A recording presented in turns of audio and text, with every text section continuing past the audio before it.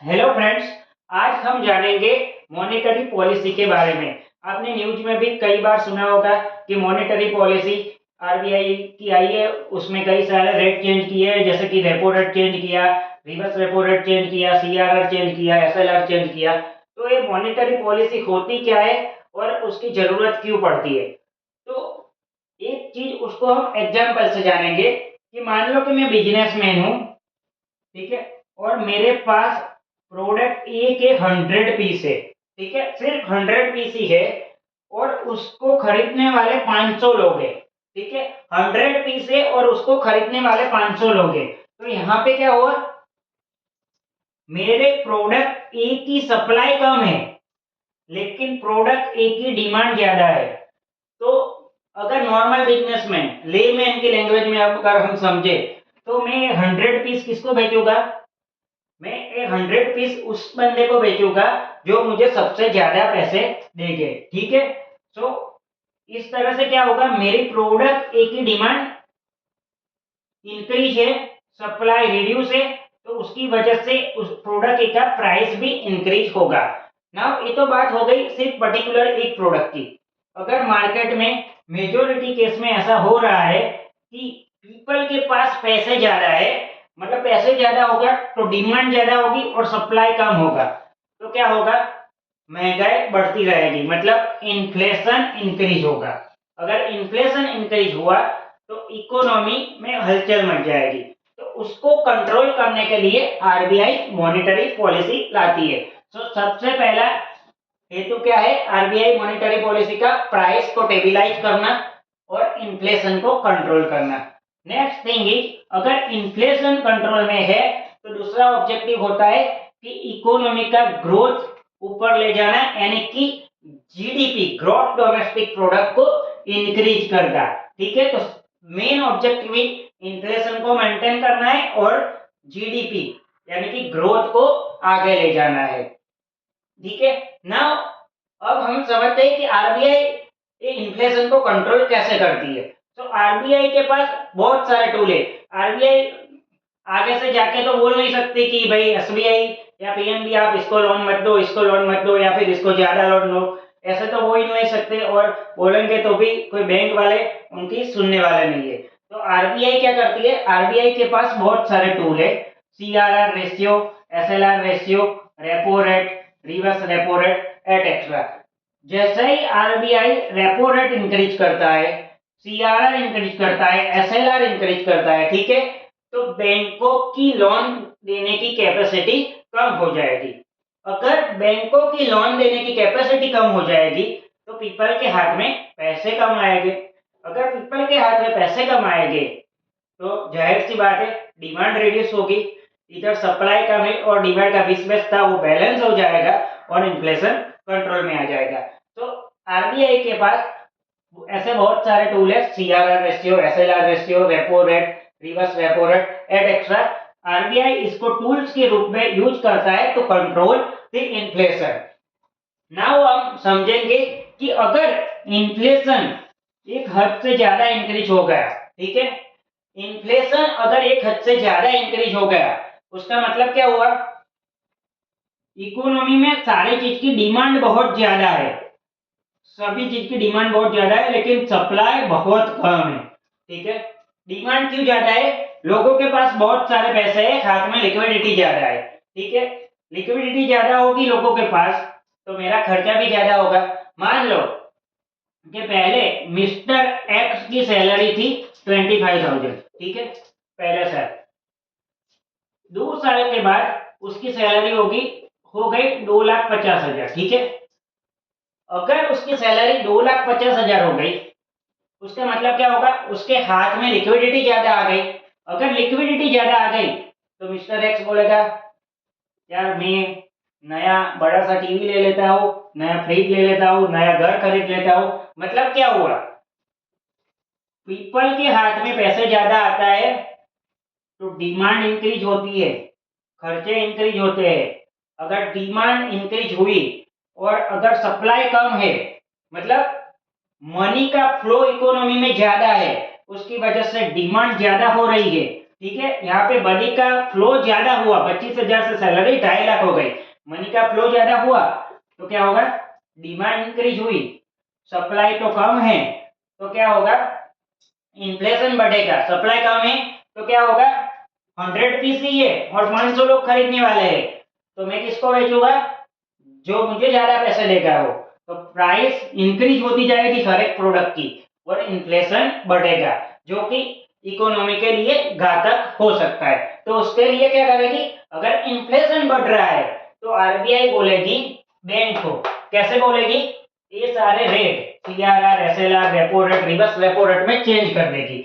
RBI ऐसे rate को change करेगी जिसकी वजह से बैंक की लोन देने की कैपेसिटी या फिर क्रेडिट फैसिलिटी देने की कैपेसिटी कम हो जाएगी, ठीक है, कम हो जाएगी। हाँ, आरबीआई ने रेपो रेट बढ़ा दिया तो उसकी वजह से बैंक जो लोन देगी कंज्यूमर को उसका रेट भी हायर हो जाएगा, ठीक है।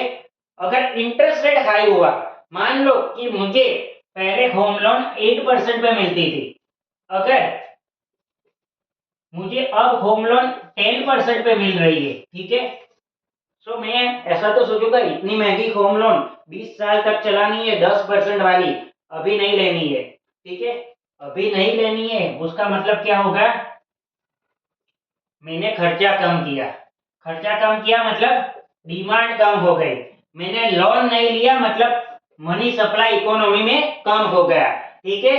तो यहाँ पे क्या हो गया, आरबीआई ने अपने टूल के द्वारा बैंक की लोन देने की कैपेसिटी को कम कर दी। हाउ, रेपो रेट बढ़ा दिया, सीआरआर बढ़ा दिया, एसएलआर बढ़ा दिया, उसकी वजह से बैंक ने कंज्यूमर से, अपने कस्टमर से higher rate of interest charge किया। अगर interest on loan is higher, people loan नहीं लेंगे, ठीक है, या फिर पीपल अपनी लोन रिक्वायरमेंट से ज्यादा नहीं लेंगे, जितनी रिक्वायरमेंट है उससे भी कम लेंगे या फिर नहीं लेंगे या फिर फोरगोन कर देंगे, ठीक है। तो उसकी वजह से इकोनॉमी में मनी की सप्लाई कम हो जाएगी, मनी की सप्लाई कम हो गई, डिमांड रिड्यूस, डिमांड रिड्यूस, अपने आप इन्फ्लेशन रिड्यूस हो जाएगा, डिमांड और सप्लाई की जो गैप है वो कई हद तक मैनेज हो जाएगी। तो इस तरह आरबीआई ने बढ़ते हुए इन्फ्लेशन को कंट्रोल किया।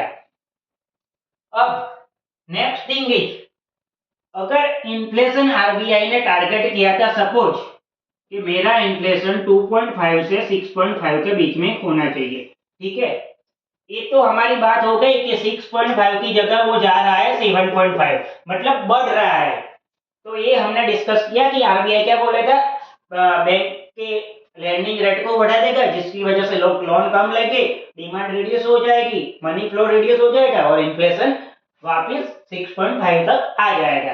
अगर मान लो कि आरबीआई ने डिसाइड किया कि 2.5 से 6.5 में होना चाहिए इन्फ्लेशन रेट, ये सिर्फ एग्जांपल के लिए है, ठीक है। अगर मेरा इन्फ्लेशन रेट 2.5 से भी नीचे जा रहा है, ठीक है, तो भी दिक्कत है।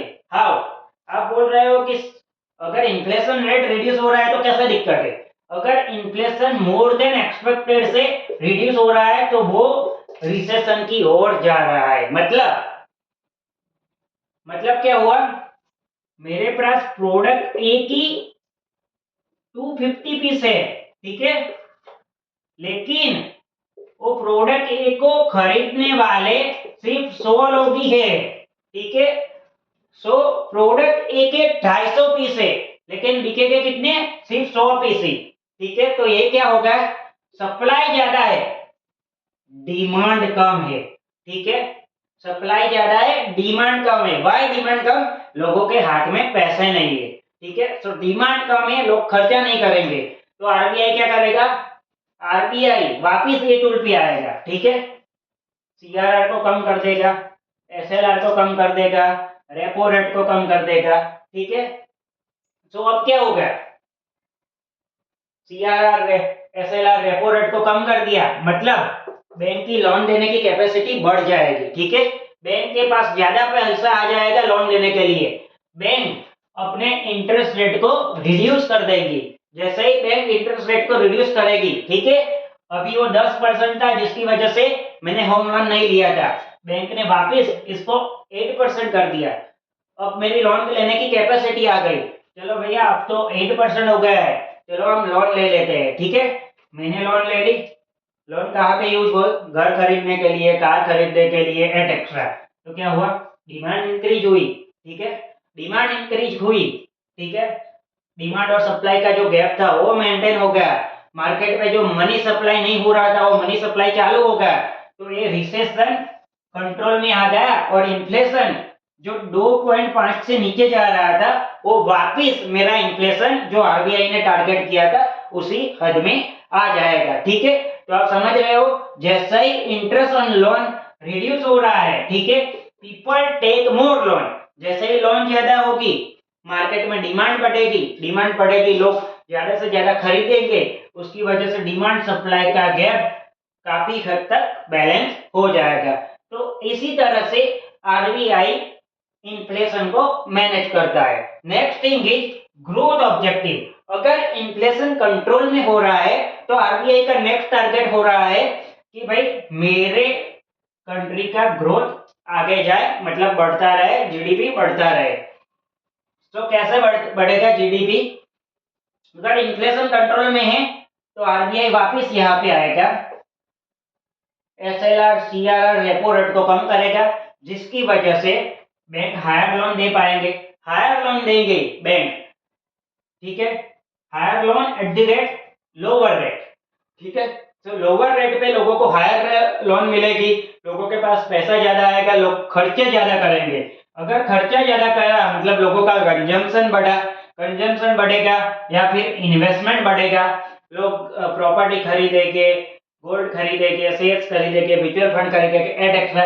लोगों का इन्वेस्टमेंट बढ़ा, कंजम्पशन बढ़ा, गवर्नमेंट स्पेंडिंग बढ़ेगी, एक्सपोर्ट भी बढ़ेगा।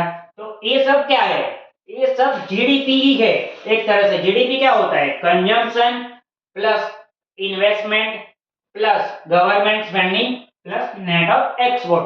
तो इस चारों का टोटल मिला के क्या हो रहा है? अल्टीमेटली मेरा जीडीपी इंक्रीज हो रहा है। तो आरबीआई की मॉनेटरी पॉलिसी का बेस गोल है कि इन्फ्लेशन को कंट्रोल में करना और ग्रोथ को ऊपर ले जाना। I hope you will understand this. Thank you very much.